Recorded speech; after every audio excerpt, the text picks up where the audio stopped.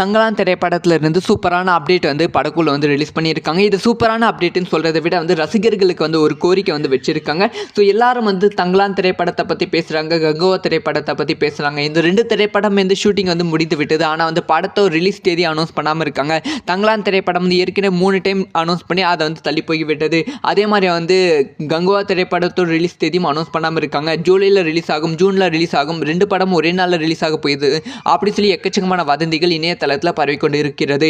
அதையும் நான் பார்த்து கொண்டு தான் இருக்கிறேன். ஸோ அந்த மாதிரி எதுவும் வதந்திகளை பரப்பாதீங்க. இந்த மாதிரி வந்து நீங்கள் ட்ரோல் செய்யாதீங்க. இது வந்து அந்த படத்தோட ப்ரொடியூசருக்கு வந்து ரொம்ப ரொம்ப வருத்தத்தை வந்து ஏற்படுத்துகிறது. ஸோ 100 கோடி 500 கோடி செலவு பண்ணி ஒரு படத்தை வந்து எடுக்கிறாங்க.